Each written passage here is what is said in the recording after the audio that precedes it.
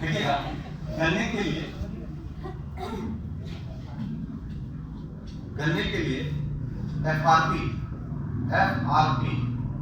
Question पूछा है इस बार किसी एग्जाम में। गन्ने के लिए एक अलग रेट आता है, इसका नाम है FRP, fair and remunerative price. Fair and remunerative price, गन्ने के लिए FRP, fair and remunerative price. Remunerative price actually होता है क्या ना कि इसका आम तो उत्पादन होता है, इसके बीच में कोई कंडीशन नहीं होता है, लेकिन गन्ने को उपज के बाद उसका किराई भी होता है, तो किराई पर अलग से खर्च आता है, तो इसलिए उसके लिए गन्ने के लिए अलग कॉलम निकाल दिया, उसके लिए क्या कर दिया एफआरपी, और उस सब के लिए क्या क्या एमएसपी। ऐसे एक और प्राइस होता है प्रोक्योरमेंट प्राइस, उसको फंसना नहीं है, बस आपको जानना है कि मिनिमम सपोर्टिंग प्राइस, न्यूनतम समर्थन मूल्य, और एक fair and remunerative price FRP, किसके लिए गन्ने के लिए। अब हम लोग के पास टोटल इंस्ट्रूमेंट आ गया एग्रीकल्चर का। अब देखिए आपसे क्वेश्चन कैसे पूछेगा एग्जामिनेशन हॉल में, सवाल पूछेगा, ध्यान दीजिएगा, पूछेगा कि कृषिगत उपजों के लिए जो एग्रीकल्चरल प्रोडक्ट है उसके लिए सरकार क्या तय करती है, बहुत अच्छा, कौन करती है, मिनिमम सपोर्टिंग प्राइस। फिर पूछेगा कि जो एमएसपी को तय करती है इसका रिकमेंडेशन कौन करती है, सीएससी, बहुत अच्छा, सीएससी, डिटरमिनेट कौन करती है, रिकमेंडेशन एंड डिटरमिनेशन दोनों अलग अलग चीज है, एक रिकमेंड करेगा और एक डिटरमिनेट करेगा। पूछेगा कि गन्ने के लिए क्या एमएसपी चलेगा,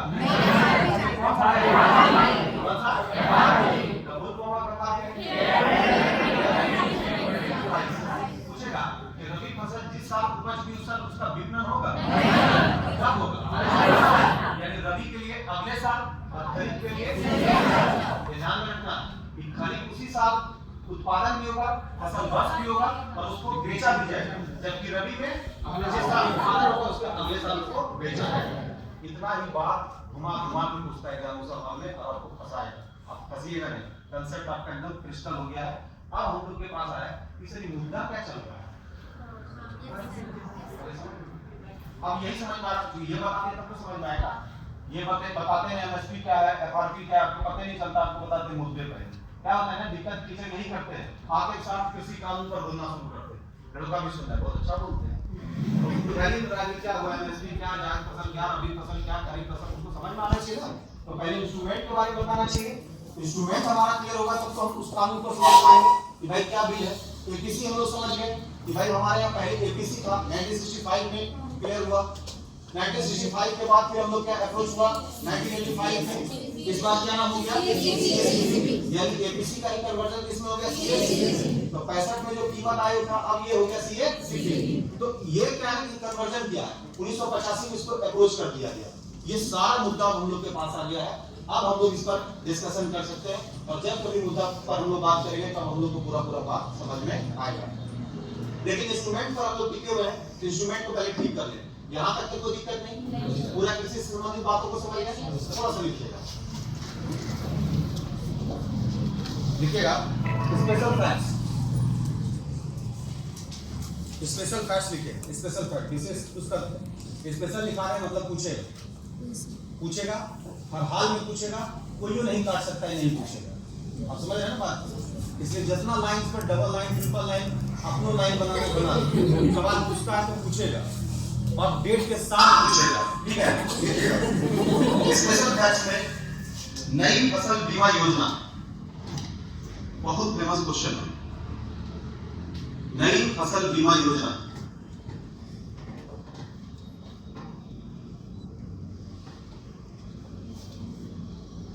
लिखिएगा PMFBY, PMFBY प्रधानमंत्री फसल बीमा योजना, पूछ रहा है क्वेश्चन, PMFBY प्रधानमंत्री फसल बीमा योजना, 13 जनवरी 2016 प्रधानमंत्री फसल बीमा योजना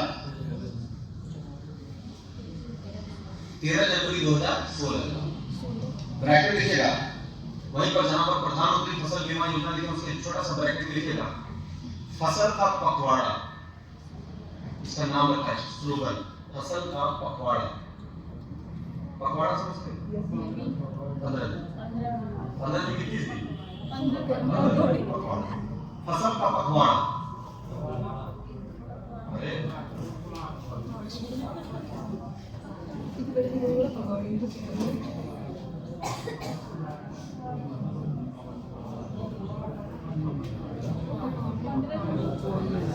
पखवाड़ा, फसल का पखवाड़ा देखिएगा।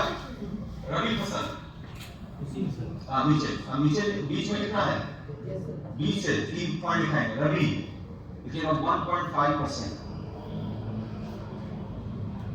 खरीफ 2%, 1.5%, खरीफ 2% और बागवानी की 5%, बागवानी जो हॉर्टिकल्चर होता है।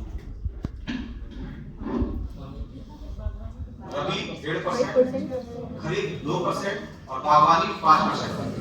पूछेगा सर इतना कौन याद करेगा, 1.5%, 2%, 5%, अपना परसेंटेज भूल जाएंगे सर। ये तो इतना अभी कितना डेटा दे रहे हैं, तो 13 जनवरी 2016 दे दिए, फिर कह रहे सर इसको सब याद कीजिएगा।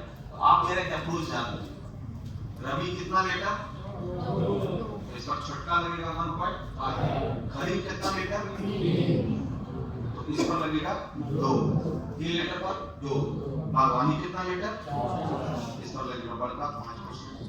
ये और आ जाएगा क्वेश्चन, जो छोटा उसका परसेंटेज छोटा। ये प्रधानमंत्री ने सोचे, हम सोचते आपको बता दें आपको याद है, जो छोटा उसका परसेंटेज छोटा, जो से बड़ा उसका परसेंटेज बड़ा। कभी एग्जामिनेशन हॉल में अगर कोई कंफ्यूजन आ जाए कि रबी पर 5 था कि 1.5 था कि 2 था, कंफ्यूजन हो रहा है, ये तो पढ़े थे 4 महीना पहले। तो ध्यान रखिएगा, रबी है 2 लीटर का, लगा कितना 1.5, मसाले कितना लीटर, लगा कितना 2, बागवानी कितना, लगा कितना 5। रबी था 2 तो लगा 1.5, ये था 3 तो लगा 2, और ये कितना है 4, लगा कितना 5। तो जो बड़ा उस पर परसेंटेज बड़ा, जो उससे छोटा उससे परसेंटेज छोटा, और जो सबसे छोटा उस पर परसेंटेज छोटा। अब तो याद हो जाएगा, अभी दिक्कत नहीं है। आप ऐसा नहीं बोलिएगा सर कि ये याद नहीं, तो याद कर लो 1.5, 2 और कितना 5। ये ब्रैकेट देखिएगा, it is just premium rate, premium rate insert कर दिया है फसल को। प्रीमियम रेट रखा है रबी के लिए 1.5, खरीफ के लिए 2 और बागवानी के लिए 5। ठीक है, देखिएगा इन सभी चीजों के अलावे ब्रैकेट में लिखिएगा एमएसपी, इन सभी चीजों के अलावे ब्रैकेट में लिखिएगा एमएसपी, मिनिमम सपोर्टिंग प्राइस।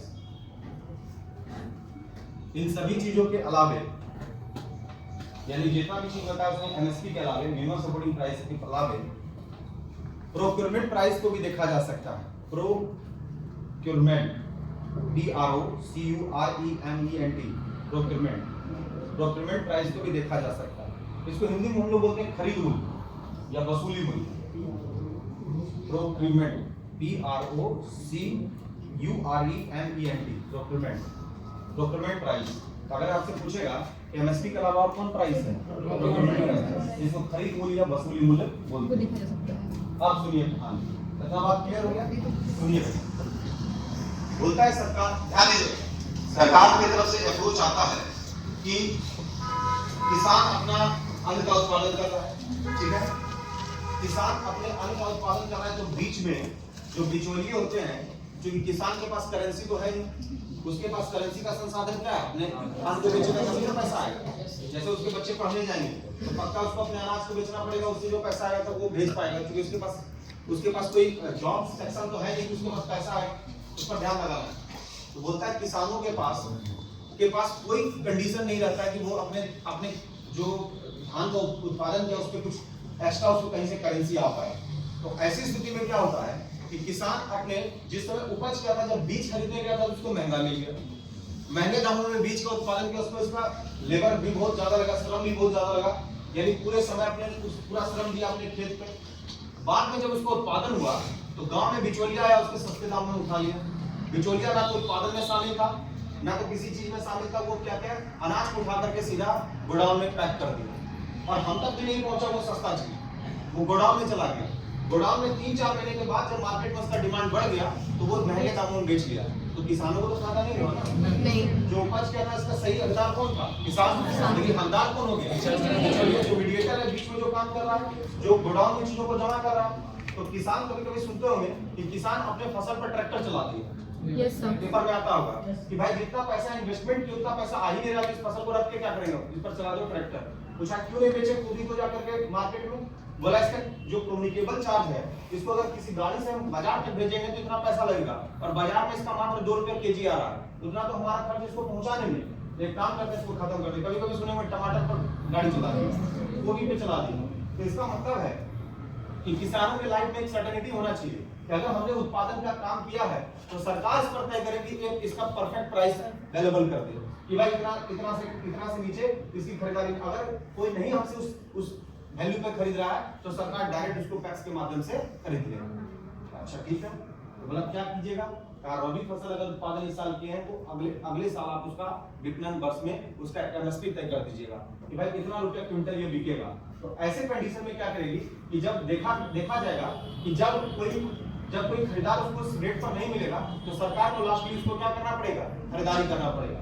जैसे आपके एफसी और एसएफसी, स्टेट फूड कॉर्पोरेशन और फूड कॉर्पोरेशन ऑफ इंडिया, ये क्या करती है? सभी जगहों पर अपने लोगों को भेजती है और वहां पर खरीदारी करवाती है। धान की खरीद होती है, गेहूं की खरीद होती है, और उसको खरीद करके फिर गोडाउन तक ले जाया जाता है ताकि किसानों को उचित मूल्य मिल जाए। क्योंकि एमएसपी का मतलब होता है उचित एवं लाभकारी मूल्य मिलना चाहिए।